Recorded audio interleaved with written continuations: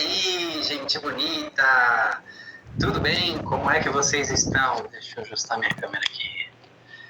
Como é que vocês estão? Boa noite, boa noite, boa noite. Vocês estão aí empolgadaços como eu tô para que a gente faça uma live incrível? Estão empolgados aí? Estão cheios de energia? Nessa quinta-feira, como é que vocês estão? Live essa que a gente vai dar continuidade ao nosso workshop Assim na Vida como no Útero. Tá incrível, não tá? Não é fantástico a gente poder desvendar esse período que era tão desconhecido, obscuro, tão mal interpretado, mal entendido e que talvez seja a fase mais importante da nossa vida. Eu coloquei um talvez aqui só para dar uma suavizada, mas na verdade é a fase mais importante da nossa vida, porque é onde as nossas estruturas são formadas, né? Deixa eu contar algo rápido aqui para você. Eu hoje estou aqui empenhado em responder muitas perguntas, tá? Mas eu queria aqui contar algo rápido para você. Mas antes disso, deixa eu saudar todos vocês que estão aqui. Boa noite, Mônica, que já deixou a pergunta, Márcia, Celina, boa noite, Newton, Rita, Gislene, Nariman, Sandra, boa noite, Edinaldo, Paula, Marcelina, Surama, Salete, Sandra Beatriz, Estefânia, Leone, Maria, sejam todos muito bem-vindos, Joyce, Maria Barreiro, Márcia Borges, Maria Inês, Conceição, Márcia Vilar, sejam todos muito bem-vindos e boa noite para vocês, Vanessa, boa noite, Antonieta, como é que vocês estão, minha gente? Como é que vocês estão, hein? Depois me deixa saber aqui de onde vocês são. Deixa saber. Então, eu queria comentar algo aqui com vocês. Boa noite, Daura. Como é que você tá? Sandra Gomes, Losete, Noemi, Rosângela, Cirlei, Malg, Léo. Sejam todos muito bem-vindos. Silvana Teixeira, boa noite, boa noite, boa noite. Gente bonita. Muito legal, gente. Queria comentar algo com vocês aqui, algo que inclusive, né, esses dias eu estava comentando com a minha equipe, né, algo que aconteceu, isso foi lá em 2014, né, 2014 ou 2015, foi lá no início da minha jornada com a psicologia pré-perinatal. Eu conheci em 2013, né, e houveram ali aquelas primeiras intervenções no meu nascimento. Realmente foi algo que repaginou a minha vida de uma maneira muito grande. Então, o que eu quero contar para vocês é o seguinte, né? Eu já fazia terapia há um bom tempo, já era terapeuta há uns bons anos naquela época. Eu já conhecia bastante, já tinha tido contato com bastante abordagens que lidavam com traumas, por exemplo, a resolução neurobiológica com trauma, EMDR, Brain Spotting, a experiência somática, a hipnose ericksoniana, a focalização. Eu já conhecia muitas abordagens que lidavam com traumas, né? E eu já tinha avançado no meu processo pessoal. Eu sentia que eu estava avançando, né? Do que eu era antes, eu sentia que eu estava ali avançando. Claro que a minha mentalidade de ex-atleta profissional me ajudou muito, porque eu era também bastante marrudo, teimoso. Quando eu quero uma coisa, eu faço, né? Então eu lembro que eu tinha bastante problemas, né, de regulação emocional. O que é isso? Né? A gente tem um sistema nervoso autônomo, tá? Ele começa a se organizar já nesses períodos precoces. Deixa eu dar uma explicação básica aqui para vocês, tá? Então, o nosso sistema, ele entra, quando ele está frente a um estresse, ele entra em algumas respostas básicas. Vou dar uma pincelada geral aqui sobre o sistema nervoso autônomo, tá ok? Então, quando o nosso sistema, de forma percebida, se sente ameaçado, ou seja, existem agressores emocionais, físicos, tá? Que chegam até mim, o sistema, ele entra em respostas. Primeiro, ele tenta fugir. Quando ele não consegue fugir, tá? Ele entra na resposta de lutar. Foi até o exemplo que eu falei do Bruce Lipton, né? Que é o ratinho tenta correr do cachorro, mas se ele não tem para onde correr, ele luta, tá? Se ele não consegue lutar, ou seja, o próximo nível do meu sistema, ele se congela. É um estado de congelamento. O próximo estágio é o colapso, né? E também tem o estágio aí de submissão.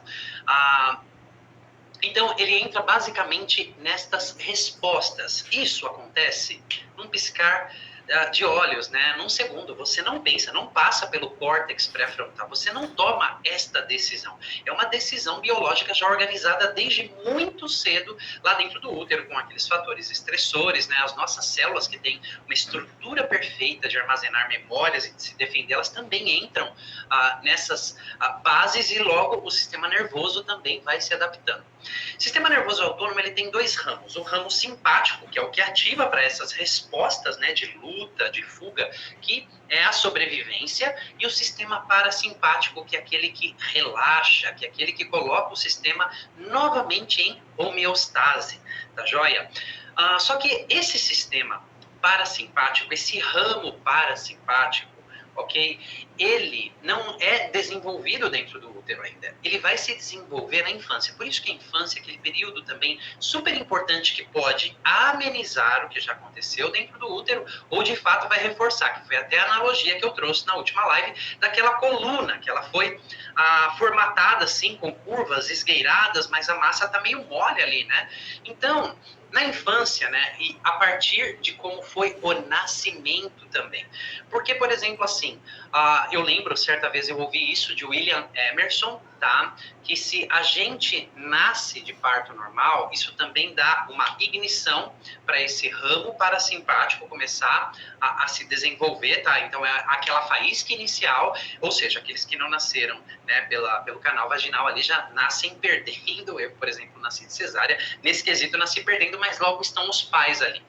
Então, quem tem a função, ok, de ajudar com que esse ramo parasimpático se desenvolva são os pais ou cuidadores. Porque uma criança, ela é completamente dependente. Quando ela precisa, ela sente medo. Quem que ela procura? Ela não procura a mãe? Ela não procura os pais? E às vezes os pais são uma fonte de medo, né? Que vão formatando aí, solidificando os nossos vínculos de apego precoce, tá? Então, vocês viram também, né, ou vão ver, né, vocês vão ver amanhã um experimento muito legal que se chama Still Face Experiment. Eu tô dando spoiler aqui, então eu trago um experimento muito legal que é quando a criança precisa da mãe, esse processo de corregulação, onde esse ramo parasimpático vai se desenvolvendo, tá bom?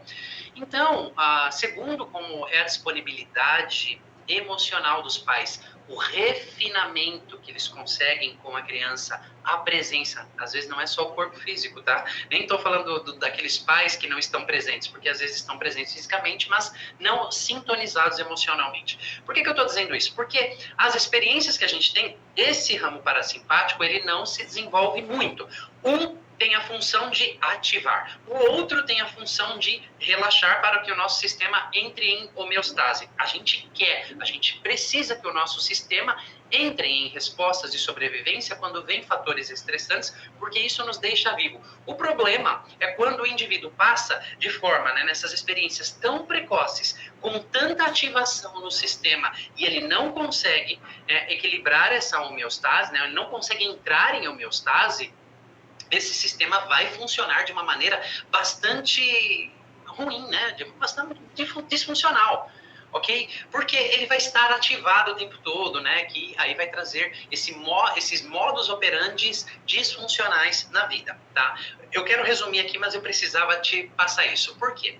Entre o ramo simpático e o parasimpático, todos nós temos uma gama, uma faixa de processamento de afeto negativo. É nesse lugar que reside a tal conhecida resiliência.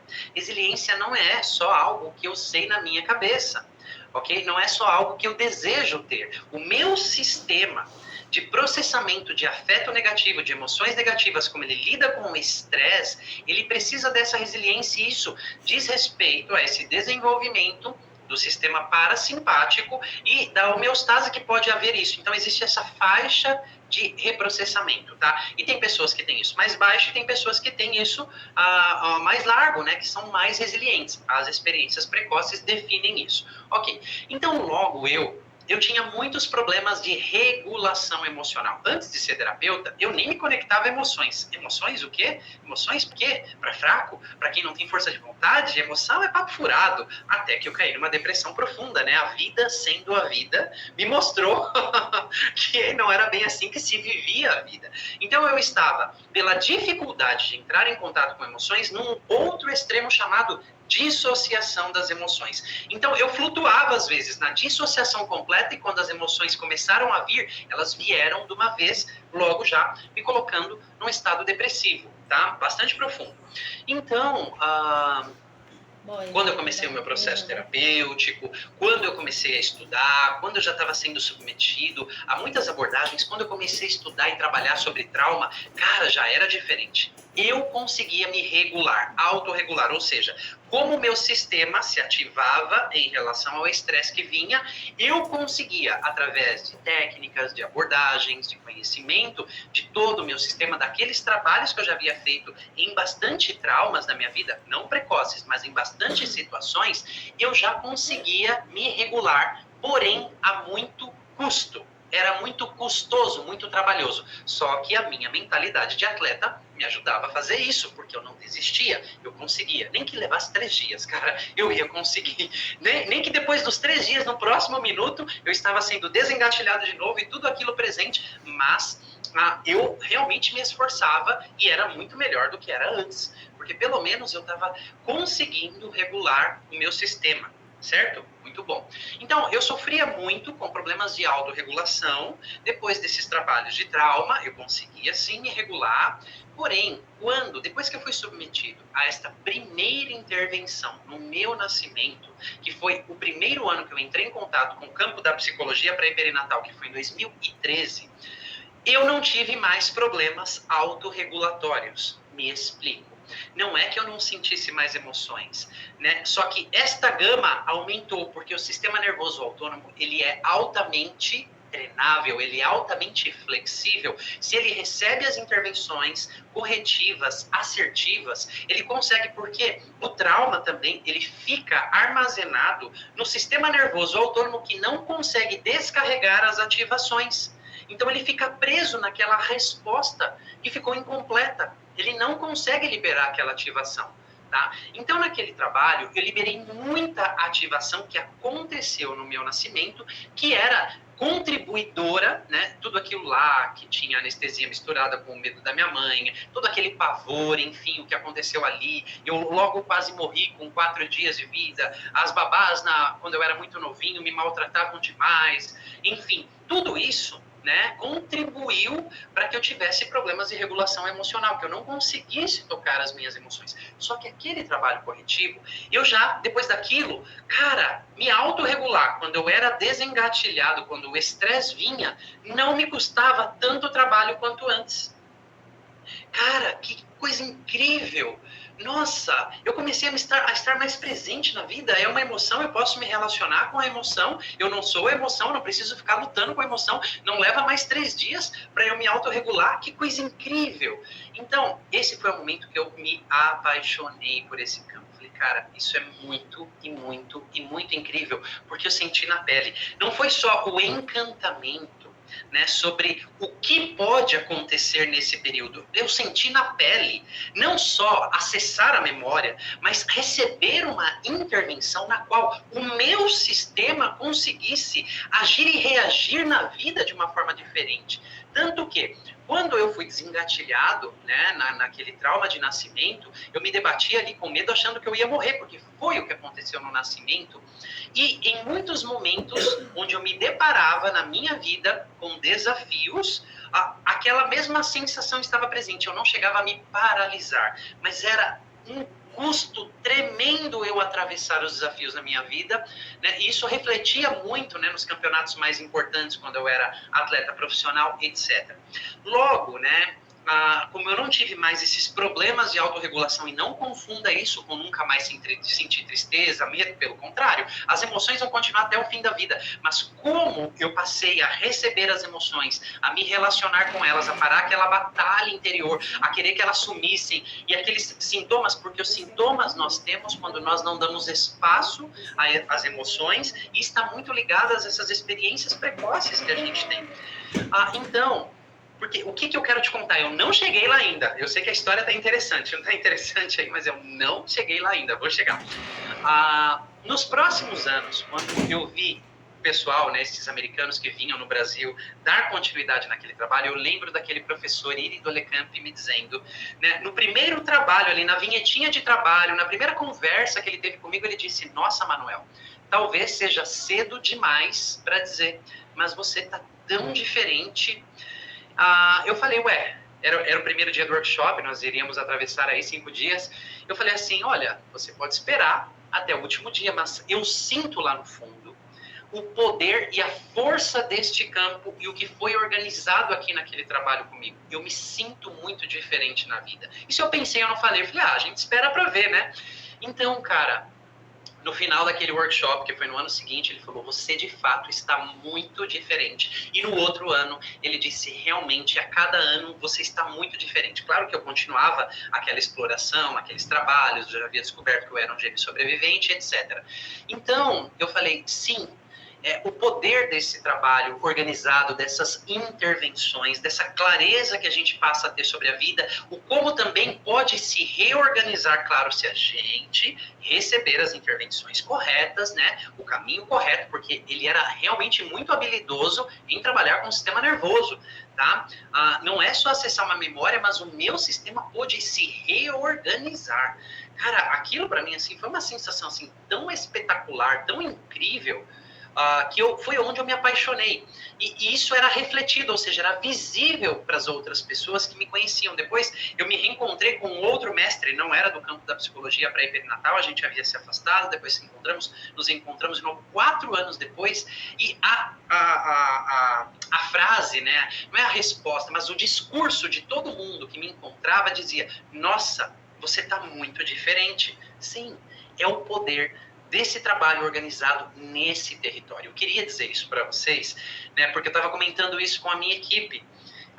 O que ele disse, né, você está tão diferente, depois ele foi constatando cada vez mais esse poder, quando a gente de fato consegue reorganizar essas coisas tão profundas dessa maneira.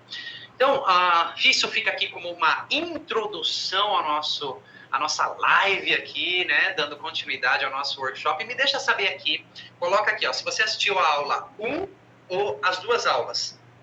E se você assistiu a última live. Se você assistiu a primeira aula, a segunda live e a terceira aula, coloca 3. Se você só assistiu uma aula e a live 2, se você assistiu só uma aula 1 ou só uma live 1.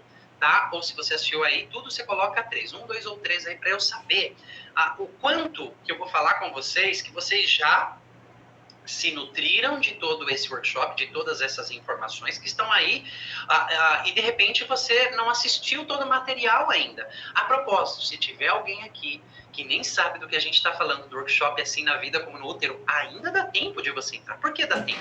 Porque essas aulas vão ficar disponíveis até o dia 6 de junho. Então você vai poder ver as reprises, você vai poder correr lá, ver a primeira aula, ver a nossa live de terça-feira, ver a aula que foi liberada ontem, né? Você está aqui nessa live, você vai poder receber a aula de amanhã. Tem surpresas. Gente, dependendo de como for essa live aqui, tem surpresas que eu vou te revelar já já.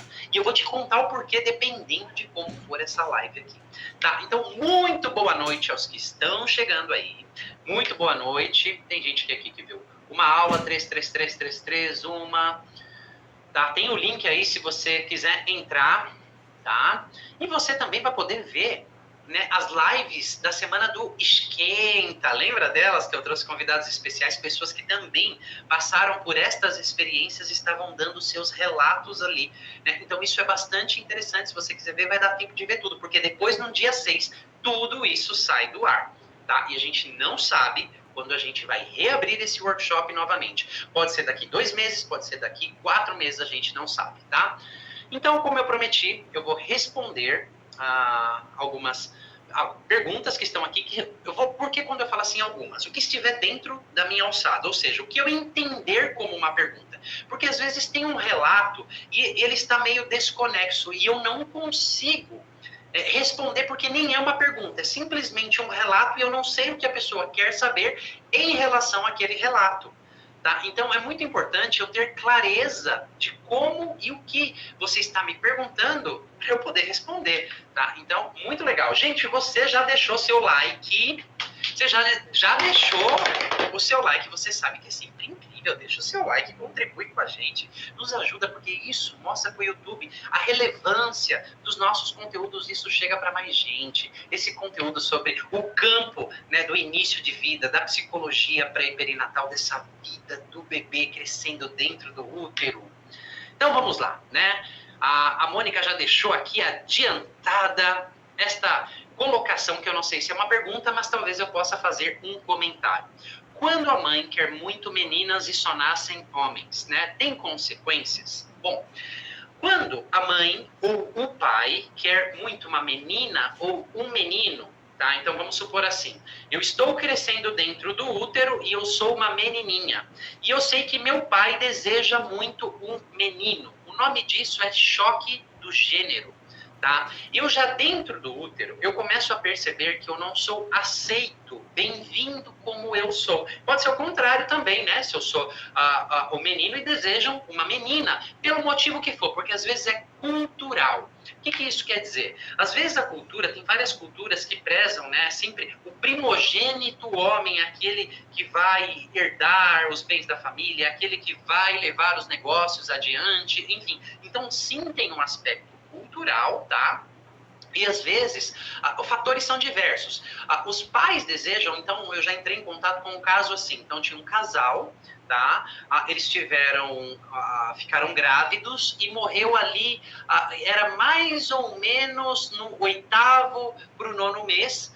O garotinho morreu, né? Lá o bebê morreu na barriga ainda, tá bom? E esse pai ficou extremamente chateado. Eles não elaboraram esse luto e logo 4 meses depois a mãe engravidou de novo, né? Aquela mulher engravidou de novo e nasceu, tá? Só que ele desejava um menino, como se fosse um substituto, e era uma menina.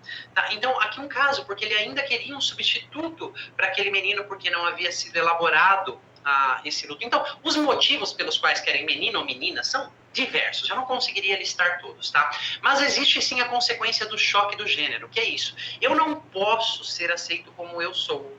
Tá? Eu não sou bem-vindo como eu sou. Cara, na última vivência pré-perinatal, eu lembro que teve vários choques dos gêneros. Eu nunca vi tantos reunidos assim, mas a gente trabalhou com vários. Né? Eu não tô querendo, a pessoa lá em estados regressivos, eu não tô querendo nem sair ali fora, eu não quero nascer. Ele não vai me aceitar. E foi uma pessoa que teve comportamentos de menininho há mais ou menos uns 7 anos de idade, se vestia como menininho. Quantas pessoas não têm até uma confusão de gênero sexual? Não sei, será que eu gosto de menino, menina? Não tome isso como uma via de regra, isso não é condição de homossexualismo, mas existem esses vieses também. Então entendam aqui, por favor, bom senso, tá? Então é muito interessante o que pode acontecer, mas de forma geral, você não é aceito como você é. Tá? Então pode desenvolver padrões de você tentar agradar essa pessoa, de você buscar a validação por toda uma vida, de você não se sentir aceito. Se você já teve, no início da gestação, choque, tentativas de aborto, então esse choque pode ser muito mais elevado. Então, mas basicamente é isso. Tá? Então, quando eu quero um gênero e é outro, é como assim, ó, eu tenho as minhas expectativas e eu não aceito você como você é. Então, você não pode ser você. Tá? Você não tem o direito de ser você e isso vai virar uma batalha em maior ou menor grau e vai se apresentar em vários comportamentos diversos na vida. Mas em termos gerais, o choque do gênero, né, é isso daqui. A gente poderia falar uma live só sobre o choque do gênero, porque aí sim eu iria me aprofundar em cada características, em todos os casos, em muitos, né, pelo menos que eu já trabalhei, o como apareceu aqui, o como apareceu acolá, porque às vezes não é igual. Né? E cada pessoa tem a sua peculiaridade e, como que eu diria, ela demonstra esses comportamentos, eles florescem, eles amadurecem de formas distintas, eles se apresentam de maneiras distintas, tá? Então, é isso que eu posso falar sobre o choque do gênero. Bom, aqui tem um outro comentário, tá? Eu vou ler, eu não sei se é uma pergunta, que é da Celina. Eu passei minha vida tendo a sensação de não fazer parte de tudo. Por que eu sou tão desorganizado e nunca termino o que começo? Bom, aqui eu acho que ela só esqueceu do ponto de interrogação, né? Até um livro eu leio, mas eu nunca leio o último capítulo. Eu vivo no medo. Aí tem a continuação aqui. Medo de tudo não significa que não fiz coisas boas na minha vida, mas isso me atormenta e me impediu de ser eu mesma. Eu estou com 71 anos e queria compreender mais, tá? A primeira parte eu postei anteriormente, então eu li o comentário todo aqui. Então, talvez a pergunta dela seja essa aqui que faltou um ponto de interrogação, né? Porque eu sou tão desorganizada e nunca termino o que eu começo. Quando eu tento, pelo sintoma na vida adulta, apenas fazer uma correlação com o que aconteceu lá dentro do útero, nascimento e primeira infância, é muito difícil. Por quê? Porque coisas diversas podem acarretar e se apresentar na vida como o mesmo sintoma. Então não existe uma coisa assim, ó, isso é isso e ponto, como se fosse um determinismo. Tem até linhas que dizem, você é o perfil oral, esquizoide, o rígido, e é isso, e você se encaixa aqui, não tem nem conversa. Não, gente, a gente não tem como fazer isso, porque somos seres humanos. E eu costumo dizer assim, lembra das outras lives? Tem o que vem antes, tem aquele choque do momento, tem o que vem depois. É um conjunto de ingredientes. E todas essas vivências que eu vou tendo desde lá da pré-concepção, será que eu queria estar aqui? Okay? Porque às vezes eu não queria estar aqui nessa terra é um castigo. Isso chama exílio do divino, abandono cósmico. Se vocês um dia, né, forem na vivência pré-perinatal e você nessa sala tiver uma pessoa, você vai testemunhar o uivo de alma que é a dor de não querer estar aqui e ter vindo forçado, se sentir esquecido por Deus, achar que aqui é um castigo. Ok? Então, isso já é um ingrediente. De repente, meus pais me aceitam, de repente não. Como que foi a concepção? Teve amor, teve drogas? Como que foi isso? Será que eu também sou um gêmeo sobrevivente? Como foi a implantação? Etc. Então, tudo isso aqui são ingredientes. Quando você faz um bolo em casa, se você não faz, você sabe como funciona um bolo. Não vão vários ingredientes? E aí você não bate tudo, mistura e tem um sabor esse bolo. Pois é isso. Todos nós somos um bolo de muitos ingredientes, tá? Então não dá para falar assim, porque às vezes você come um bolo, você tem aveia aqui, tem canela, mas não dá para você. Esse aqui é o gosto do fermento, esse aqui é a farinha de sei lá, de arroz. Isso aqui não dá para identificar tudo porque se mistura. Tá? Então, quando se mistura ali, não dá para saber. O que eu quero dizer? Então, quando a gente vem pelos sintomas na vida adulta, não tem como fazer esse correlato específico com o que aconteceu lá atrás. Mas aqui tem algo importante sendo dito. Eu tenho a sensação de não fazer parte, né, daqui, de tudo. Esse não fazer parte pode ser um exílio do divino, porque eu nem queria estar aqui, eu nem acoplo completamente no meu corpo. O corpo está aqui, mas eu não estou completamente aqui. Eu nem queria estar aqui. Isso é uma possibilidade. Podem ser tentativas de aborto, de não ter sido aceito. Pode ter sido um choque no segundo trimestre, etc. Podem ser muitas coisas. Mas aqui dá a ideia de, né, que eu nunca pude ser eu mesma, que ela disse no outro comentário. Você disse, Celina. Então, isso eu já teria uma certa tendência a perceber algumas coisas se eu estivesse trabalhando com você. Tá? Porque você não teve a permissão de ser você mesma. Amanhã vocês vão entrar em contato no próximo vídeo com a questão fetoterapeuta. E eu já entraria por aqui. Parece que é uma questão fetoterapeuta. Tá? Amanhã no nosso vídeo, vai estar explicado direitinho o que é isso. Vocês vão ver e vocês vão começar a compreender. Então, aqui é só um spoiler, não vou me aprofundar nisso hoje, mas eu passo a me conectar com mais com os sentimentos da minha mãe e eu me esqueço de mim. Então, além da sensação, às vezes, de eu nem querer estar aqui, de eu não ser recebido aqui, e de tentar algum vínculo, me conectando às dores dela, querendo cuidar dela, eu deixo de ser quem eu sou. Tá? Então, falar que isso é o que você nunca leu o último capítulo, eu não sei. Mas o que eu sei é que explorando essas histórias, independente da idade, né? Eu vi aqui, eu estou com 71 anos, né? A gente já recebeu pessoas de 79 anos nessa vivência, né? E isso, o sistema nervoso autônomo, ele sempre pode ser reorganizado. tá? Essas pessoas, para mim, são uma inspiração. Você fala, cara, são pessoas que não desistiram deles ainda têm vida pela frente e pode ser vivida de uma maneira diferente, tá? Então, podem ser muitas coisas, mas essa pista de você não poder ser você mesma, né, me dá a ideia de que pode ter uma síndrome fetoterapeuta aí, só que isso só com a investigação e esse trabalho co-criado. Tá? Você viu que possibilidades são muitas. Eu espero ter esclarecido aqui. Eu comentei e respondi a partir do que eu entendi da sua pergunta, tá bom? Eu sei que o New Sports é o Newton. Manuel, boa noite. Num caso mais grave de rejeição intrauterina, quantas vivências seriam necessárias para que uma pessoa possa se libertar das consequências maléficas dessa rejeição? Não sei, porque eu não sei o nível de choque de rejeição que essa pessoa tem. Porque ela pode falar assim, é um choque exacerbado e não ser tanto. Assim como eu já trabalhei com pessoas com choque exacerbado de rejeição e elas não entendiam que era tão grande assim. E não tem como saber porque depende muito dos modus operandi que essa pessoa organiza. Tá? Eu já trabalhei com pessoas, inclusive, que vieram falar aqui comigo que nunca tinham feito terapia antes e fala, cara, uma vivência reorganizou tanto da vida dessa pessoa, assim como eu falei, aquela questão no meu nascimento. Olha só o quanto isso se reorganizou na minha vida. Então, eu nem sei se, você está falando de você, se eu trabalhasse com essa pessoa numa vivência, se viriam muitos aspectos da rejeição. O que viria relacionado a isso? Né? Se, por exemplo, era uma percepção, se tem um irmão gêmeo no meio, se tem um choque de anestesia na hora do nascimento, ou uma intercorrência na hora do nascimento, tá? Porque a gente precisa, né, aqui é o seu entendimento do que você compreendeu assistindo até aqui, tá? Eu sei que eu já respondi outras coisas, eu sei que a cabeça não para de pensar, né? Então, dá para entender um pouco mais aqui o modus operandi, mas eu jamais poderia dizer para uma pessoa, em 3 vivências você se livra das consequências maléficas dessa rejeição assim. O que eu sei, cara, é que esse trabalho ele é muito profundo e ele pode começar a organizar coisas assim, numa única intervenção, como foi no meu nascimento, e tem outras que vão precisar de mais tempo, mas jamais...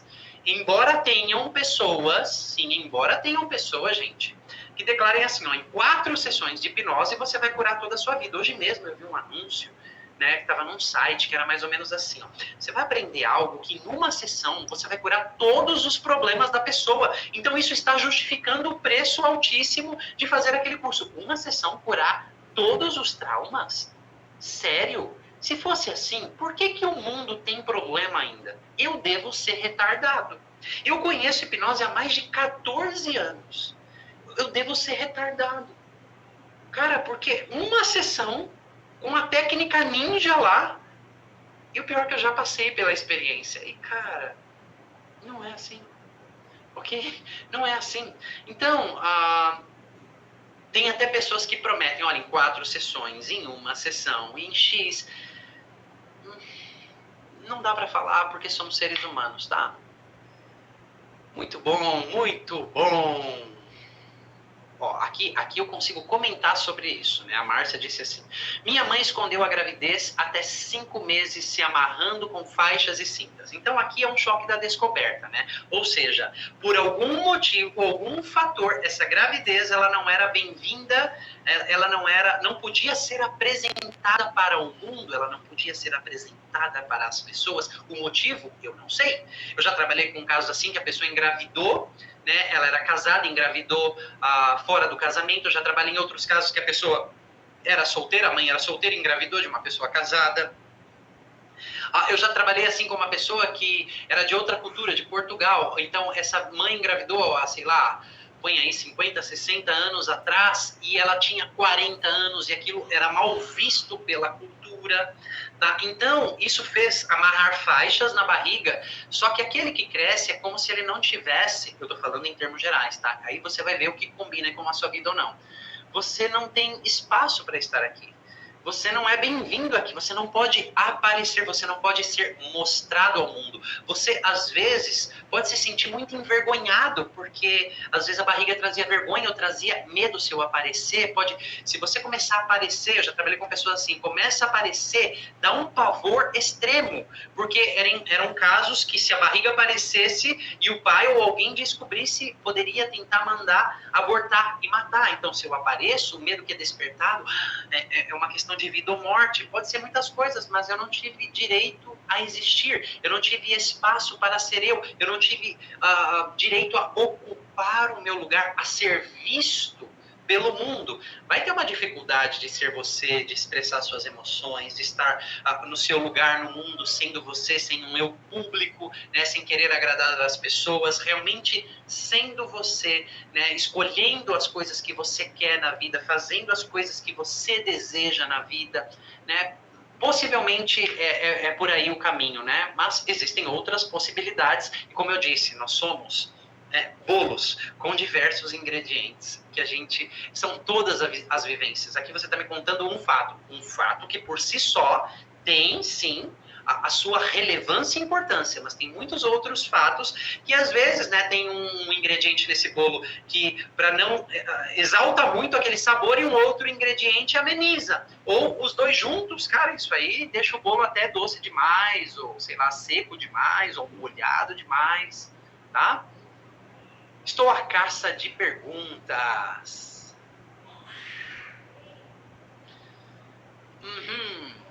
Joyce, a minha mãe quase teve um aborto espontâneo de mim. Eu acredito que eu não queria nascer. Eu não consigo correlacionar um aborto quase espontâneo com você não querer nascer. Mas eu te perguntaria, né? Você tem essa intuição de que você não queria estar aqui? Porque talvez seja esse quase aborto, tá? Que foi uma condição física? Foi uma pré-eclâmpsia? Foi uma diabetes gestacional? O que foi? Foi um susto? Foi um sangramento? O que foi? Né? Então, isso mais talvez já essa intuição de que você não queria nascer ou você nem queria estar aqui. Lembra, são ingredientes, são mais coisas. Nunca é uma coisa só no útero, gente. É difícil ser uma coisa só. Muito bom, estou à caça de perguntas. Eu falei isso antes, tá? Um bebê sentir que o pai ou a mãe queria que fosse de outro sexo pode influenciar em sua orientação sexual? Cara, eu já trabalhei com pessoas que trouxe uma certa confusão, mas que logo se esclareceu a partir de alguns contatos, né, com ambos os sexos, e a pessoa se escolheu e se decidiu ali. Né? Então, realmente, por exemplo, era uma menina que não sabia se gostava de menino ou menino, se relacionou com menina, não, eu gosto de menino. E vice-versa, tá? Então, pode, é uma possibilidade. Mas, por exemplo, assim, eu já vi isso acontecer muito com gêmeos sobreviventes também, ok? Quando são, principalmente, isso aqui é um termo avançado, tá? Gêmeos harmoniosos dentro do útero, a fusão entre os dois é tão profunda que existe essa confusão de gênero na vida, ok? Então, eu já trabalhei com muitas pessoas que às vezes se confundiam, falavam, cara, eu não sei se eu gosto de um ou de outro, tá? E tinha a ver com o gêmeo, não era só com o choque de gênero, mas ser um gêmeo sobrevivente, porque o seu irmão, ou o sexo oposto que crescia ali dentro do útero, tá? Então, por exemplo, assim, eu me dou extremamente bem com mulheres. Se você for lá no CrossFit, se você for na academia, se você for em grupos, cara, você vai me ver sempre no grupo de mulheres. É como se eu entendesse esse mundo mais. É como se eu tivesse menos paciência. Eu lembro, cara, claramente da minha adolescência, pouca paciência para homem, conversa de homem, assim, me dava preguiça. E eu achava as mulheres mais sensíveis e aquilo me encantava muito. Cara, eu levei tempo, porque eu muitas vezes falei, nossa, mas por que eu sinto isso? Eu sei da minha orientação sexual, mas isso é confuso. E quando eu fui trabalhando essa questão com o gêmeo, né, porque era uma menina, cara, tudo se esclareceu. Era aquela energia feminina que eu me tornei muito íntimo. Então, cara, eu sou uma pessoa muito intuitiva. Isso me tornou também uma pessoa muito intuitiva. E por isso eu gostava mais de estar com mulheres que eram mais abertas, tinham conversas diferentes, né? Esse campo mais é diferente, né? Então isso tinha correlação com a minha irmã. É como se eu entendesse também mais daquele mundo, assim, eu conseguisse compreender. E não tinha a ver com choque do gênero. E isso que eu tô falando, eu ouvi já o pai da psicologia pré e perinatal falar exatamente a mesma coisa. Ele também tinha uma irmã, né? E muitos outros pioneiros desse campo e pessoas que trabalham a fundo essa questão com o gêmeo, né? Essas características que se apresentam com certas peculiaridades, mas não dá para falar que influencia na orientação sexual. É por isso que uma pessoa se torna homossexual, entende? Não dá para falar isso. De jeito nenhum a gente vai falar isso. Mas que, em muitos casos, traz essa confusão, isso sim. A caça de perguntas.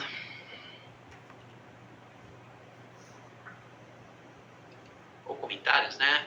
Surama, meu filho passou muito tempo em trabalho de parto, ok? Nasceu bem roxinho, então aqui já é uma experiência de apóxia, né? Uma marca na têmpora, então aqui também já uma compressão do crânio, né? Nesse nascimento, foi bastante traumático. Essas 3 coisas que eu li aqui, seu filho, ele tem traumas de nascimento. Como essa situação pode marcar a história de vida dele? Como ressignificar, né? Vamos lá. Eu não tenho como dizer como isso vai marcar a história dele.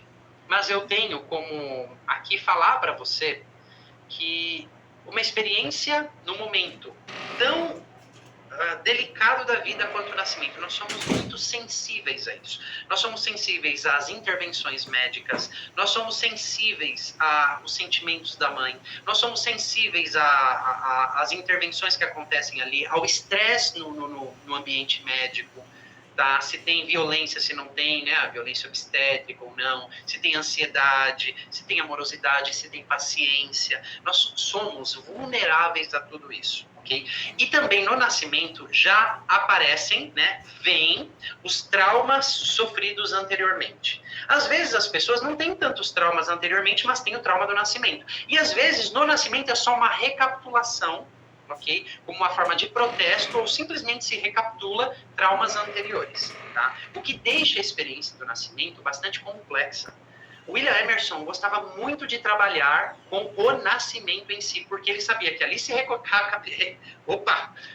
recapitulavam muitas coisas, tá? E o trauma do nascimento, ele é bastante impactante. Então, se a gente sabe que o que acontece ali, eu contei a minha história, sem ler isso aqui antes, que o que aconteceu no meu nascimento ali, eu me conectei muito ao sentimento da minha mãe. Aquela sensação que eu tive problemas de autorregulação por toda a minha vida, né, em relação a como o meu sistema lidava com emoções. Pelo simples fato que eu me conectei às emoções da minha mãe no nascimento. Agora você imagina, nasceu roxinho significa que faltou ar. É uma experiência de apóxia, eu quase morri nesse momento muito sensível. Ok? Você está falando de uma marca na têmpora. Isso é uma compressão. Existem 4 estágios no nascimento e cada estágio, eles têm peculiaridades. Tá? Eu precisaria investigar, trabalhar com seu filho para ver qual estágio. Aí eu conseguiria até falar provavelmente o que poderia acontecer. Quando a gente fala assim de ressignificar, né, até parece uma coisa muito simples. Como, olha, quando meu filho estiver dormindo, eu vou ficar falando essas frases bonitinhas para ele e isso vai ressignificar um trauma de nascimento. Eu vou fazer um teta healing e eu vou ressignificar. Cara, tem traumas que às vezes... William Emerson falava isso. William Emerson é o pai, fundador da psicologia pré-perinatal. Às vezes, para curar um choque, é necessário uma tribo inteira, uma vila inteira, um bairro inteiro. Às vezes eu faço intervenções com pessoas que eu preciso da minha equipe mais um monte de pessoa me ajudando, porque é muito impactante aquilo. Por que eu estou dizendo isso? Para não trazer essa ideia equivocada, eu ia falar lorota, mas essa ideia equivocada de que ressignificar é algo simples, quando a experiência é complexa. Então aqui a gente tem que dar a César o que é de César, sabe? A gente tem que dar nome aos bois e a gente tem que reconhecer a profundidade e a complexidade das coisas. Aqui, esse ressignificar seria tratamento, ok? Seria um tratamento, e quiçá multidisciplinar. Deixa eu ver, não tem aqui a idade do seu filho, tá? Mas o quanto antes esse tratamento se inicia com pessoas, claro, que sabem fazer isso. O William Emerson já, ele no final que... Enfim, ele teve um tempo na carreira dele, porque ele foi a primeira pessoa no mundo a trabalhar com recém-nascidos. Ele acompanhava as grávidas e ele estava ali no nascimento. Se já tinha trauma no nascimento, ele já começava a trabalhar na sala de parto. E ele continuava trabalhando. Então ele descobriu que quanto mais cedo, mais fácil, ok? Crianças precisavam de 12 sessões apenas, enquanto adultos precisavam de 2 anos, né, em média, né, mais ou menos, de trabalhos assertivos, ali uma sessão por semana, num cenário legal, uma sessão a cada 15 dias, uns 18 meses, tá? Então, quanto antes, melhor, certo? Quanto antes, melhor. Mas esse ressignificar, que fique muito claro que, por exemplo, uma compressão de crânio, um nascer roxinho, um sofrimento fetal que a gente nem sabe o estágio, a gente nem sabe o contexto, nem sabe o que veio antes de tudo isso, não é tão simples quanto a mamãe vai aprender algo numa live, que alguém vai falar e ela simplesmente vai fazer isso e essa experiência vai mudar, tá? O simples fato de você receber isso, ok? Eu costumo muito, sempre quando eu vou trabalhar com crianças, eu não trabalho se eu não trabalho com as mães. Eu já vi tantas coisas mudarem com as crianças só das mães, pais, transformarem a si mesmo. Porque também o que pode acontecer ali? Traumas transgeracionais são passados, ok? Então são recapitulações também transgeracionais, o que acontece no nascimento. Então também tem histórias transgeracionais que estão no nosso DNA, que naquele momento do trauma também se exacerbam e fazem os genes, muitos genes se expressar. Agora, quais eu não sei. Tá? Então, são muitos fatores. Eu já trabalhei com muitas mães que o foco não era o filho, que começaram a melhorar. Os filhos, a relação com os filhos, sintomas dos filhos. Inclusive, talvez tenha alguém até aqui nessa live. Eu já trabalhei com outras pessoas cujo qual o foco era nos filhos, só que eu não coloco essa carga só nos filhos. Eu também trabalho com os pais. Por quê? Porque às vezes os filhos estão recapitulando coisas transgeracionais, expectativas, mas os filhos, às vezes, que nem no caso assim, precisa de intervenções. Tá? Então, são muitas coisas. O simples fato de você se abrir a esse campo, entender que é algo complexo, né? E aí a gente pode se aprofundar nisso, já é de grande ajuda. Porque do que ficar na ideia, como ressignificar, como se fosse algo simples, tá? Que fizesse isso e estava tudo resolvido. Mas eu vou te deixar aqui com uma frase de William Emerson. Se existe estresse, que haja tanto amor para compensar. E aqui a gente, né, fala até da parte científica por detrás, porque o amor é mediado pela ocitocina, o estresse pelo cortisol. Né? Então, se existe estresse, se existiu muito cortisol, uma experiência dessa traz um bocado de cortisol, que haja muito amor, muita ocitocina para compensar. Né? Então, é com essas palavras que eu termino esse comentário, tá? Espero ter sido de ajuda. A propósito, não falaram da pseudociência lá atrás? Será que vão falar hoje? Eu fiquei pensando sobre isso, né? Vocês lembram da pseudociência? Às vezes é assim, a criança aprende a falar uma palavra, ela acha bonita, ela sai falando sem parar, né? Porque, será que a pessoa sabe o que é o conceito da pseudociência? Se vocês soubessem quantas abordagens são consideradas pseudociência. E por que é pseudociência? Porque não tem tantas provas científicas que atestam aquilo. A acupuntura é uma delas. É considerado pseudociência. Psicanálise é outra. E ajuda tantas pessoas. Então, às vezes, parece que pseudociência é um xingamento porque eu ouvi em um outro canal, é uma palavra que está na moda, ou eu aprendi a falar e eu acho isso bonito. Então é curioso. E eu perguntei, cara, eu queria saber, eu queria de fato, de verdade saber. Porque mesmo que fosse pseudociência, não estou xingando ninguém, não vou sair algemado daqui. E não é, né? Tem muita evidência científica. Muito bom, gente. Estão gostando? Estão curtindo? Estão curtindo, gente? Ó, essa live tá boa. Tá boa. Eu vou revelar já já. Eu estou descendo aqui caçando perguntas. Eu estou caçador de perguntas e comentários hoje. Se essa live for boa hoje, nós vamos organizar no domingo, às 19 horas, um Zoom. Ou seja, uma live onde eu vou ter uma interação mais próxima com você. Que eu vou escolher uma pessoa e eu vou ter uma interação muito mais próxima e, quiçá, fazer até uma intervenção. Ok? Então, se essa live for boa no Zoom, olha a surpresa. A gente vai ter um Zoom no domingo à noite, às 19 horas, que com câmera ligada, dá para eu ir além do que só entender o que está escrito. Então, eu vou selecionar uma pessoa, né? Claro que a regra para estar lá é câmera ligada, senão não tem como eu fazer essa intervenção da pessoa que eu escolher, tá? Chegasse a uma intervenção, eu não posso prometer, mas uma interação mais profunda. Gente, eu vou me aprofundar na sua história. ok? Então, essa live tá parecendo boa. Se ela continuar assim, a gente vai ter isso domingo. Quem topa essa live comigo domingo? Mas tem que continuar boa aqui, hein? Vamos lá. Tem que deixar o like. Eita, que agora eu me perdi. Manu, se você puder me ajudar aqui com perguntas, eu me perdi aqui, hein?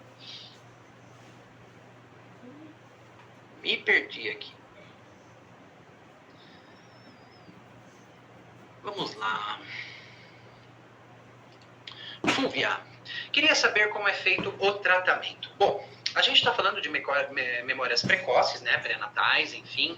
O tratamento, basicamente, ele é um processo terapêutico, tá? Então, eu atendo pessoas. Eu não atendo pessoas só nesse campo. Eu tenho muitas outras especialidades, que inclusive eu já desenvolvi a minha própria metodologia baseado em 16 abordagens terapêuticas que eu tenho conhecimento profundo, sendo 8 delas somente em traumas. O campo da psicologia pré-perinatal é um campo que eu trabalho, não é uma técnica, é um lugar, é um território, ok? Não é uma técnica, é um território onde eu uso o meu conhecimento terapêutico para trabalhar ali. Claro que outras experiências têm o seu lugar, tá? E não são todas as pessoas que logo de cara estão prontas para esse trabalho tão precoce. Precisa outras etapas, alinhamento, às vezes tem outros traumas na vida que eles são bastante relevantes e importantes. Tá?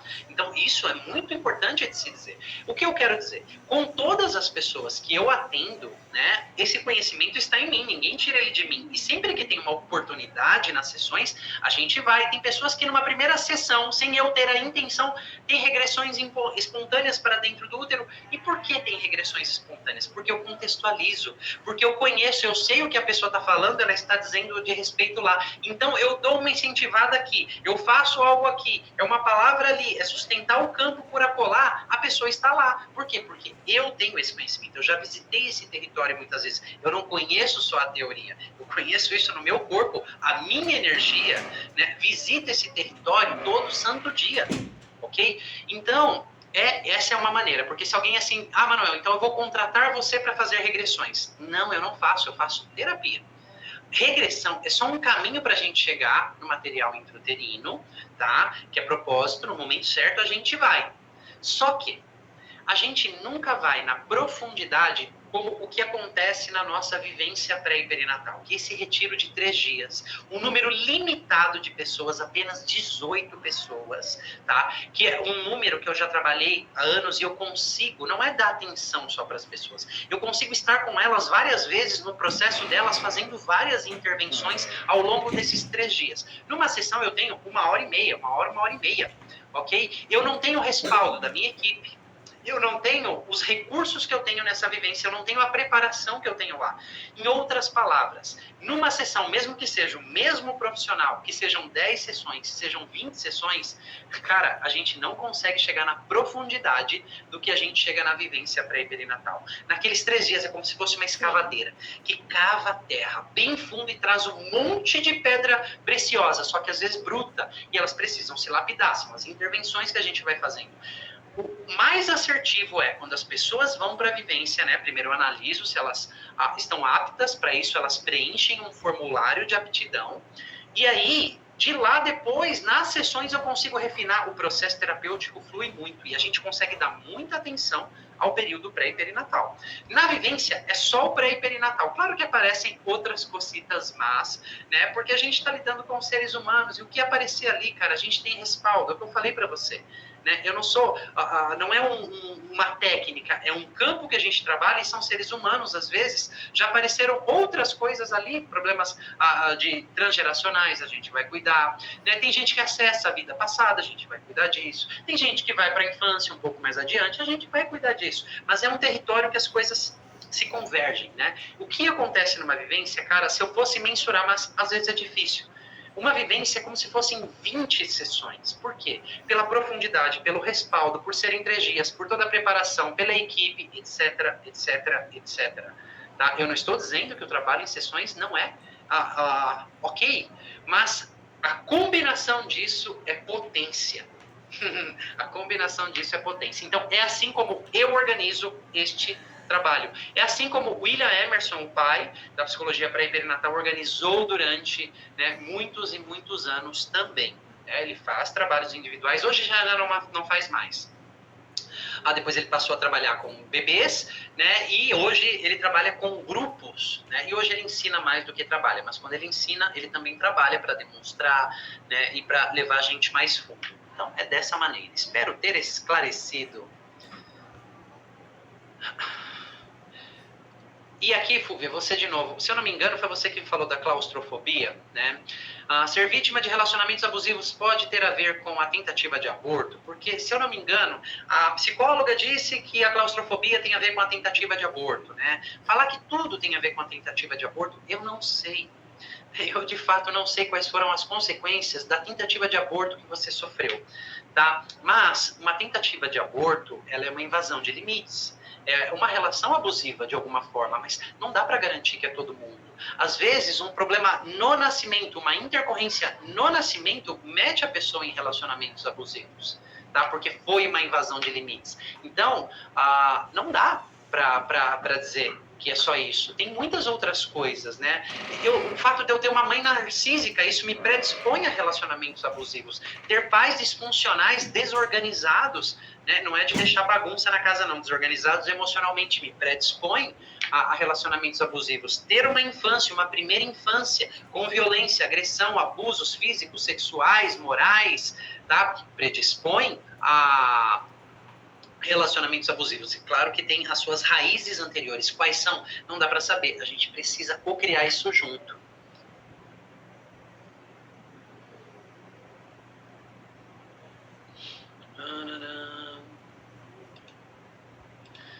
Manuel, Amanda diz. Antigamente, sem ultrassom, as famílias tinham nomes. Roupas para menino e menina.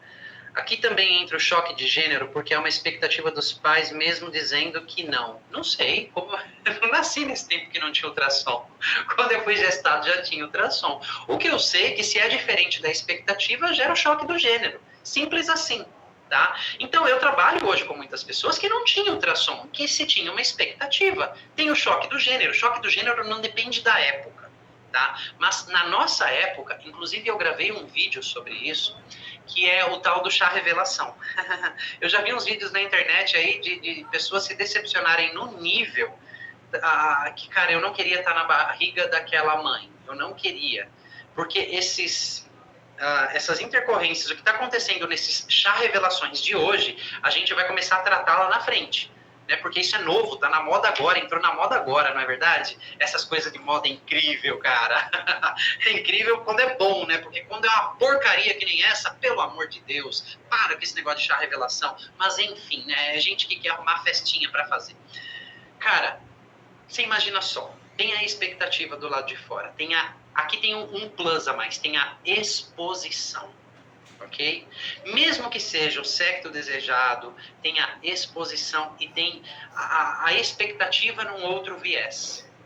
Tá? Porque eu fui, por exemplo, muito desejado, já sabia que era um menino, queria um menino, etc. Mas tem a expectativa de que eu tenho que preencher as expectativas dos meus pais, eu tenho que ser o filho que dá orgulho para eles. É só um exemplo, tá? Porque as nossas interpretações incorretas e incompletas nem sempre vêm somente de situações traumáticas.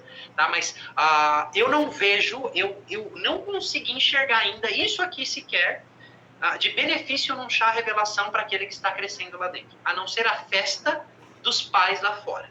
Só isso. Então, se é só isso, cara, se tem um ser crescendo lá dentro, para com essa papagaiada. E eu sei que tem gente que vai me arregaçar por isso. É porque eu tenho compaixão daquele que cresce lá dentro. Se eu já vi algo acontecer, de pessoas chorarem, assim, de vidas... Cara, a gente precisa de muito trabalho, de uma desorganização interior, de um vazio interior tão profundo, só porque alguém queria um menino e era uma menina, ou vice-versa. Agora imagine essa exposição, uma festa para declarar isso. Então, como eu já testemunhei isso, me dá um negócio assim, quando eu vejo isso, eu falo, não é por ele ou por ela que está lá dentro, é pela festa de vocês. Alguém tem que ser a favor dos bebês, né? Muito bom.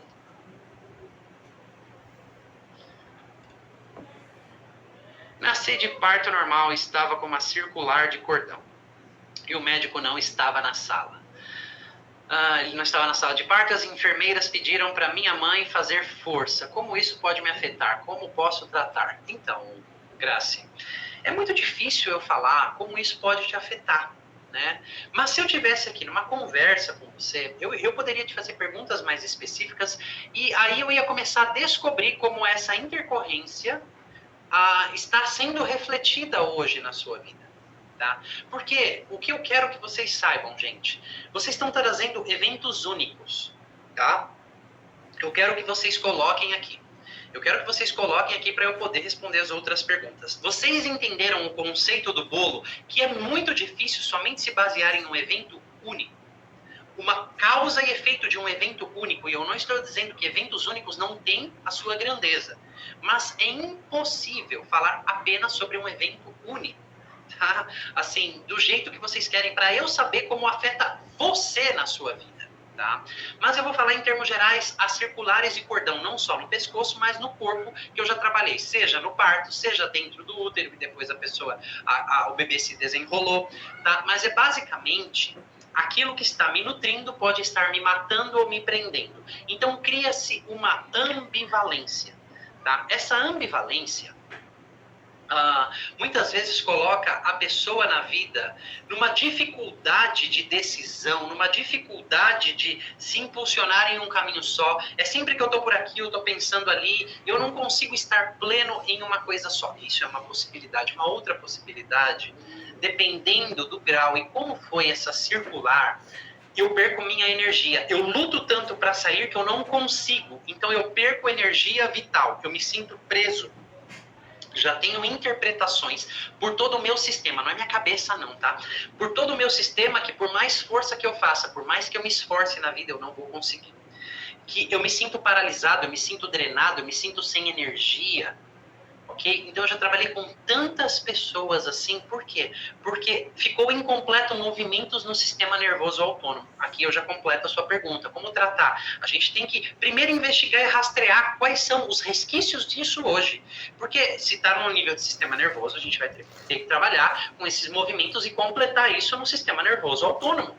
Eu já trabalhei com pessoas, por exemplo, que chegaram a ter problemas físicos, né, não diagnosticados, não tinham diagnóstico certo, né, na vida adulta, que tinha remédio, tinha que tomar remédio, dores intensas, e quando a gente não tinha relacionado isso, mas quando a gente foi se aprofundar, cara, tinha um cordão que se enrolou na pessoa lá dentro do útero e não conseguia se mexer, era o lado que sentia dor e tinha completa relação com aquilo. Foi um trabalho que a gente organizou ali, apenas um trabalho. Aconteceram outras coisas com a filha também, que quebrou o mesmo braço no mesmo dia, porque crianças, ela terminou a experiência, a filha foi, se jogou no colo dela, ela não conseguiu segurar, a filha foi, caiu, quebrou o braço, que foi o mesmo braço que ficou enrolado, porque a filha estava completamente conectada àquele trauma da mãe não elaborado. Por isso que eu falo, né, quando eu vou trabalhar com crianças, eu preciso trabalhar com as mães também, tá? E eu tenho essa regra comigo. Então, depois daquilo, eu conversei um pouquinho com ela, daquilo que tinha sido organizado, a filha dela tá bem, tá? E ela deixou de tomar os remédios, ela deixou de sentir aquela dor, que só passava com remédios e não tinha nem diagnóstico. Cada um falava uma coisa. Ela falou um nome agora aqui, o que mais se aproximou, mas me fugiu da mente, né? Depois a Manu pode me falar aqui no WhatsApp, se você lembrar, eu falo aqui. Então, são algumas das possibilidades. Existem outras, né? Mas, basicamente, cara, geram dilemas na vida, falta de energia, eu não tenho força para os meus projetos, eu me sinto preso. Quer dizer que todo mundo que se sente preso é isso? Não, é isso que eu quero dizer. Não tem como a gente pegar um sintoma e falar o que aconteceu no útero, não tem como a gente pegar o que aconteceu no útero e falar como é a vida na pessoa, tem que falar em termos gerais. Termos gerais por quê? Porque aí vem a experiência clínica. Quantas pessoas eu já trabalhei com cordão? Cara, tem coisas parecidas que eles têm. Sabe? Então é mais ou menos isso. Mas aqui, vocês, me digam aqui, eu preciso de vocês aqui, ó. Senão eu não vou continuar respondendo pergunta, gente. E também não vamos ter live no domingo, porque precisa de interação. Não adianta eu ficar falando aqui se vocês não compreenderem. Vocês entenderam o conceito do bolo, que são vários ingredientes. Nunca é um evento único, tem que o que aconteceu antes, o que aconteceu depois. Por isso que é pré e perinatal. É desde pré-concepção ali até uns 2, 3 anos de idade. Sim, existem eventos marcantes, mas sim, tudo que acontece, inclusive de bom, são ingredientes que vão para esse mesmo bolo. Eu preciso ler aqui de vocês. Vocês entenderam esse conceito? Sim ou não? Enquanto eu não ler aqui pelo menos uns 15 sim, eu não continuo. Tô lendo alguns, ainda não deu 15. Porque senão eu vou estar sendo repetitivo nas minhas explicações e vocês repetitivos nas perguntas. Tá? Para que não haja uma frustração quando eu responder, né, essas questões de causa e efeito. Tratar o ser humano como um efeito único de um evento único. Ok? Eles sim têm a sua força. Ok, entenderam. Perfeito. Maravilha. Vocês estão comigo? Dá um high five.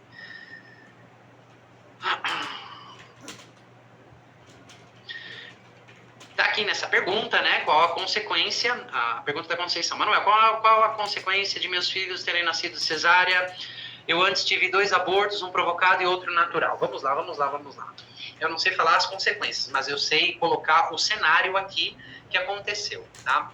Nascer de cesárea, eu não nasci pelos meus próprios termos. Tem anestesia, tem intervenção médica, tem invasão de limites. Eu sei o quanto a minha cesárea me afetou. Eu sei, as pessoas que eu trabalho, a gente vai descobrindo quanto a cesárea de cada um afeta. Mas, geralmente, cara, você perde um pouco de força de seguir num caminho só.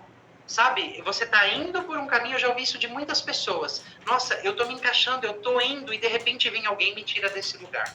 Ok? Isso na vida se recapitulava na vida da pessoa. Eu tô indo ali, eu tô bem no emprego e de repente acontece algo. A vida me joga para outro lugar que eu não queria, isso dói na alma. Então, isso é um exemplo.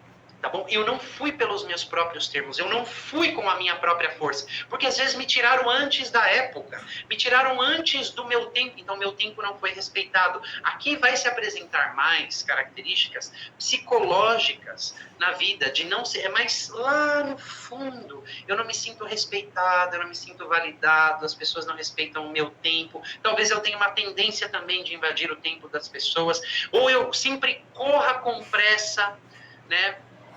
E esteja nesse modus operandi de pressa, mas sempre querendo diminuir o ritmo e não consiga. Enfim, são vários. Mas aqui eu ouvi algo mais, eu não diria mais relevante, mas que tem uma importância tremenda. Esses 2 abortos, ok? Tem um provocado e tem um espontâneo. As paredes do útero, depois de um aborto, eles registram essa informação por 1 ano. Ou seja, esse útero vira o que é na nomenclatura da psicologia pré-perinatal, útero fantasma, tá? Então, esse bebê que crescer ali, se crescer, por exemplo, eu abortei hoje, daqui 4 meses eu fico grávida. Então, é antes do período de 1 ano. Essa informação tá lá, tá? De uma forma muito exacerbada e proeminente, que deixa até tóxico o útero. Tá? Então, inclusive, crescer lá é a sensação de crescer numa tumba. Isso pode ocasionar diversos sintomas na vida adulta. Tá? Eu não vou descrever todos aqui. E teve um provocado. É diferente quando é um aborto espontâneo, quando é um aborto provocado, né? Porque as células, cara, elas têm consciência. Nós somos um ser consciente que se acopla dentro de um corpo depois. Então, é mais ou menos assim. Eu tô indo para um lugar que é um matadouro, sabe? Aquele óvulo fecundado na trompa de Falópio, ele tem a informação prévia que 2 morreram ali antes, um espontâneo e outro provocado. Então eu estou indo para um matadouro. O que será de mim? Então eu já trabalhei com tantas pessoas que tinham uma certa apreensão. Uma certa não, uma apreensão tão grande, mas não dá para definir como isso ressoa em cada um. Mas isso é relevante. Isso é bastante relevante. Um terceiro ponto.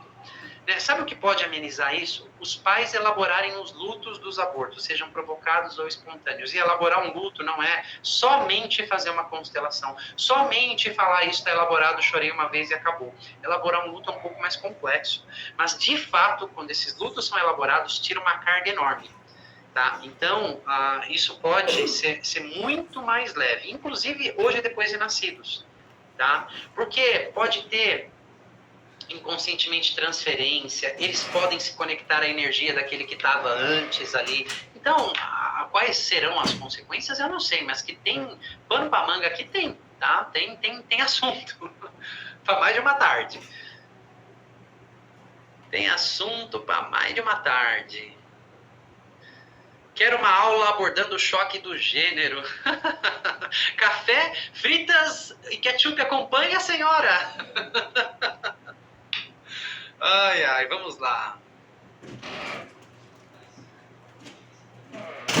Vamos lá. Ó, tem pessoas que me fizeram mais de uma pergunta, eu também vou dar prioridade para responder pessoas que eu não respondi ainda, tá bom?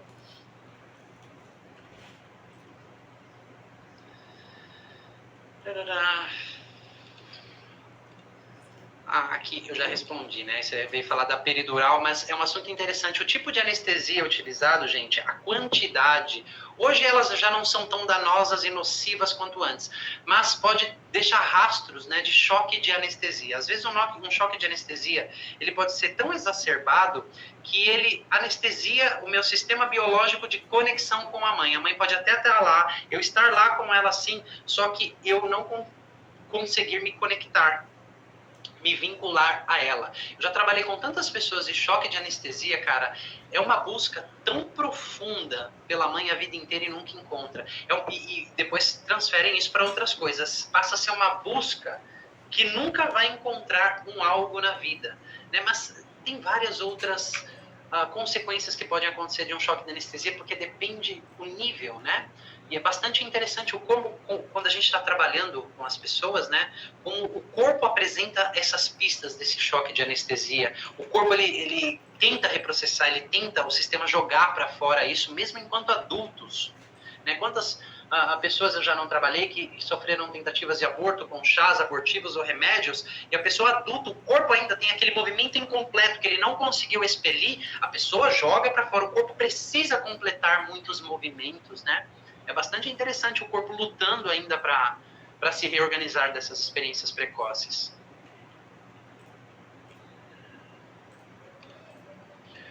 Eu acho que eu respondi isso já. Da Elaine, os benefícios da vivência poderiam ser adquiridos em sessões particulares, igual na vivência, não. Direto e reto, igual na vivência, só na vivência. E eu posso garantir para você, no Brasil, só existe essa do jeito que ela é organizada. Não é renascimento que a gente faz. É um trabalho no campo da psicologia pré-perinatal. Tá? Eu segui muitos modelos do criador William Emerson, de Ray Castellino, né, do que o Iri trabalhava também, que ele é um discípulo de William Emerson. Desse jeito, como acontece na vivência, olha, eu estaria mentindo para você se falasse que é igual nas sessões. Não é. O que acontece na vivência, cara, só acontece na vivência do jeito que acontece lá. O trabalho combinado é potência.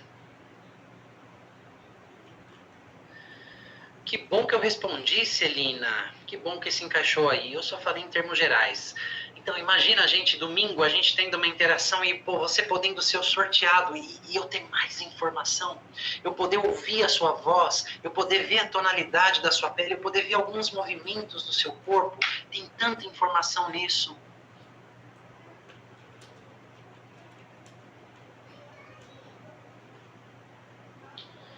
Jamais é uma intervenção só.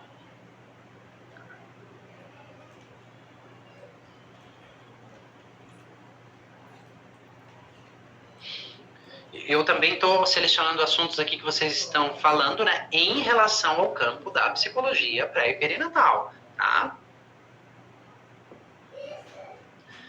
Tem perguntas de causa e efeito aqui que eu falei dos ingredientes, que assim, eu não consigo falar muito, mas tem uma outra aqui que talvez eu possa comentar. Matrix do amor. Quais as consequências de um feto que por algum motivo não quer nascer?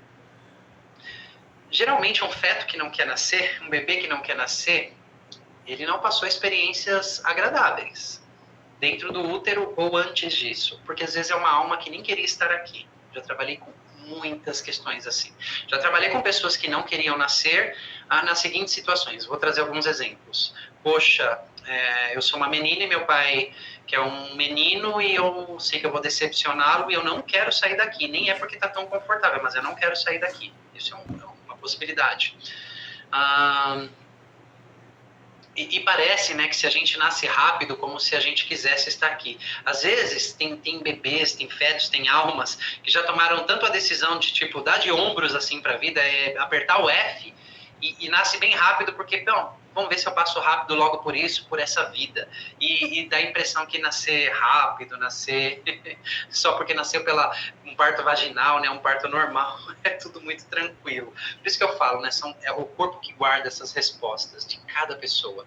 Mas uma pessoa que não queria estar aqui, por exemplo, num choque do gênero, vai ser diferente de uma pessoa que não queria estar aqui por um choque do exílio do divino, entende? Um choque do exílio do divino, por exemplo, pode ser que essa pessoa nunca se incorpore completamente no corpo, nunca se sinta pertencente aqui, nunca se conecte com outras pessoas, não consiga prosperar. Porque para que eu vou ganhar dinheiro se eu já quero voltar para um lugar? Nunca consiga se conectar profundamente com as pessoas, nem com filhos, eu já vi isso acontecer. Eu quero voltar o mais rápido possível desse lugar, tem um ódio de Deus, da vida, acha que é um castigo aqui. Então também as experiências dela na vida, acredita como vão ser, não vão ser lindas. Porque se eu já chego aqui com o viés, com a percepção, com o filtro, de que essa vida é um castigo, as minhas vivências aqui não vão ser vivências fáceis. E se a vida é uma repetição do que aconteceu dentro do útero, às vezes tanta coisa acontece lá, às vezes eu não quero nascer, porque eu também sei o que me espera ali fora. Tá? Eu sei que às vezes tá um pouquinho menos ruim aqui dentro do que ali fora. Ou aqui dentro pode estar muito bom, só que eu sei dos meus desafios ali fora. Tem um pressentimento, né? Se eu vou perder o meu pai cedo, a minha mãe cedo, o que vai acontecer? Eu já conheci um pouco do meu pai e da minha mãe, às vezes eu não quero sair. Então, a consequência disso, eu vou ter profundos problemas, né, com os meus pais. A lista é imensa, né? Mas se você não queria nascer, eu fico me perguntando, será que é só como feto? Será que tem outros choques? Quais ingredientes existem nesse bolo aí que a gente poderia checar, né?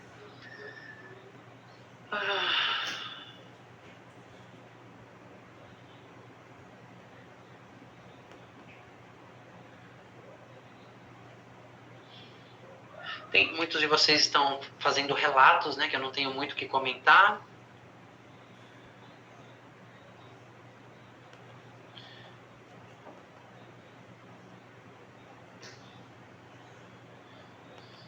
Estou dando uma lida aqui no que vocês estão comentando antes de eu falar aqui para todos, tá bom? Eu estou mais inclinado agora a perguntas.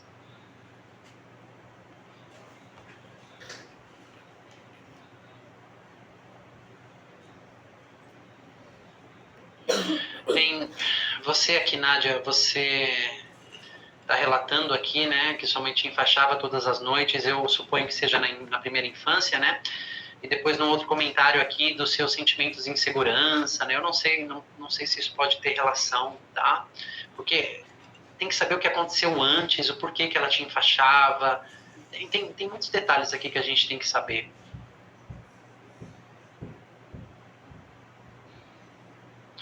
Ó, isso aqui é interessante.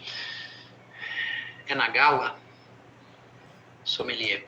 Meu pai não queria mais um filho. Ok, eu nasci de 7 meses, então aqui já tem um nascimento prematuro. Minha mãe teve uma hemorragia interna. Então eu interpreto aqui que você nasceu prematura porque sua mãe teve uma hemorragia interna, tá? Pode ser que não seja isso e eu esteja entendendo errado. Quase morre as duas. Ok. Então é isso mesmo. Teve uma hemorragia, teve que nascer de 7 meses, uma experiência em quase morrem as duas. E o médico que fez o parto disse para os meus pais que eu tinha pouca chance de sobreviver. Isso quando os médicos não dizem assim, escolhe um. Então, olha só o tamanho do estresse, do medo, tá? Da mãe morrer, de você morrer. Eu experimentei um pouco disso, porque minha mãe com a hack achou que ela ia morrer, que eu ia morrer. Cara, o medo quando eu acessei aquilo foi uma coisa assim, que precisou de 3 pessoas para me segurar. Era um medo de morrer realmente. Tem bastante coisa aqui, né? Essa hemorragia, então essa experiência de morrer, ela traz um bocado de estresse, de hipervigilância. E logo tem a incubadora, porque você nasceu de 7 meses, né? Então tem essa separação da mãe, né? Tem a propensão do sistema imunológico e de outros sistemas no corpo não amadurecerem do jeito certo. Tem muitas experiências incompletas no sistema nervoso, muitas, né? Isso pode não só acarretar, né, questões emocionais, psíquicas, mas também físicas. Emocionais aqui, eu apostaria muito nelas, né? Principalmente desse medo de morrer, o médico falando isso. Eu ficaria curioso sobre o que desengatilha você, né? Você, por exemplo, em época de Covid, morrendo gente pra caramba. Isso poderia ser um gatilho enorme, né, num contexto assim, mas é apenas especulação que eu estou dizendo aqui. Precisaria de muitas outras informações. Mas é interessante, né? É um início de vida bastante desafiador.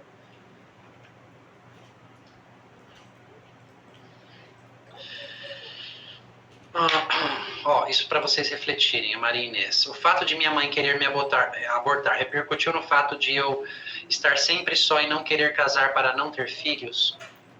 Esse é o seu achismo? Essa é a sua intuição? Que você acha, né? Por que eu não quereria ter filhos? Eu já gravei vários vídeos sobre isso.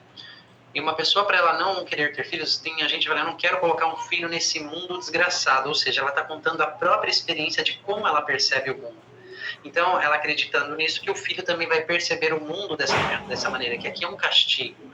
Então, pode sim estar relacionado a isso, mas pode estar relacionado a outros ingredientes, tá?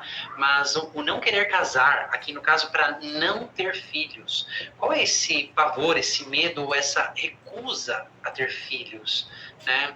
Tem um podcast que eu ouvi de William Emerson, bem tocante, né, cara? Quando a gente trabalha muito nesse território, a gente se sensibiliza muito, né? A gente se torna muito sensível, sensitivo, porque são questões assim diferentes que a gente lida, né? A gente larga as técnicas e se preza a conexão, porque tá tudo ali. E ele falou uma coisa que eu observo e é uma verdade, né? E eu não sei como isso vai chegar até aí, mas eu vou comentar. E se não se encaixar, deixa embora.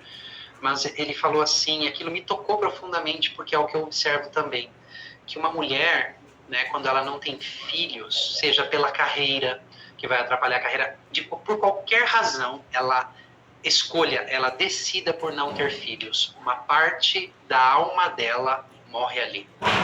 Cara, quando ele falou aquilo, as pessoas que eu já trabalhei assim, por mais bem-sucedidas profissionalmente que fossem, por mais aparentemente felizes, né, que demonstrassem ser aos olhos dos outros, lá no fundo, sabe, assim, como um background, um papel de parede, assim, de pessoas que se deram a oportunidade da gente continuar trabalhando nas sessões, chegava a isso, né? É como se uma parte de mim tivesse morrido.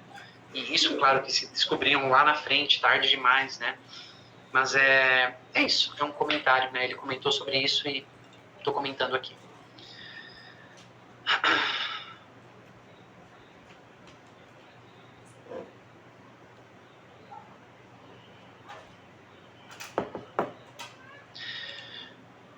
Glenda, boa noite. Eu nasci de fórceps no 8º mês, né? Que interessante, fórceps no 8º mês.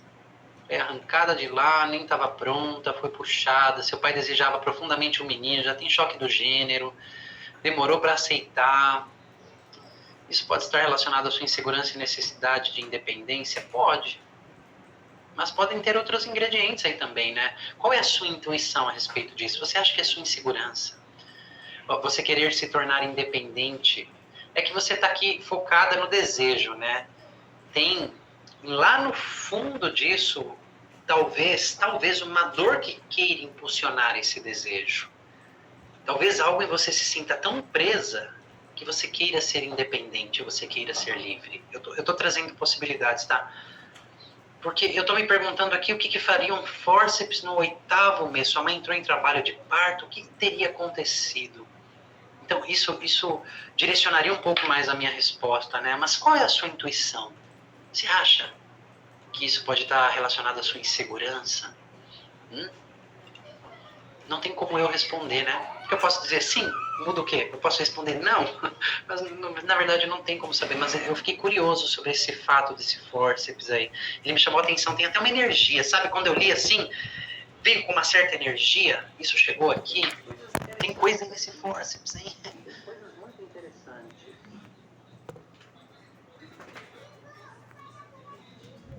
Veridiana Ribeiro. Essa pergunta é interessante da Lilian Rosana. Na minha adolescência eu sentia que iria morrer no parto caso eu engravidasse. Você já é mãe? Hoje, tá? Quantos anos você tem, Lilian? Pode ter relação no meu nascimento que foi traumático? Sim. E também, o seu nascimento ter sido traumático pode ter no seu sistema transgeracional, avó, bisavó e assim por diante lá atrás, mulheres que morreram no parto. E isso ser repassado, esse medo, né, ele também vem de maneira transgeracional e também tem esse trauma no seu parto. Sim, pode ser isso. Pode ser isso, mas tudo isso. Gente, tem pessoas empenhadas aqui em fazer pergunta que fizeram mais de 5. Vou dar prioridade às pessoas que eu não respondi. Tem que responder pelo menos uma de cada uma. Aqui eu vou complementar, né, ó, porque foi o caso que eu tinha comentado ali em cima, né, na gala. O pai não queria gravidez, você nasceu de 7 meses, foi que você quase morreu com a mãe, né? Ela teve a hemorragia. Como mulher, para isso, eu sempre senti culpa por quase ter matado a minha mãe. Isso também é um aspecto, né? Quando os dois quase morrem, ou a mãe quase morre, às vezes a mãe desmaia. Aquele que nasce, ele se sente absurdamente culpado por ter causado aquilo na mãe, né? E às vezes isso vai se apresentar em comportamentos, eu já trabalhei em muitos assim, no sentido de querer agradar a todo custo, se esquecer de quem é para viver a vida da mãe, buscar a validação dela, estar hipervigilante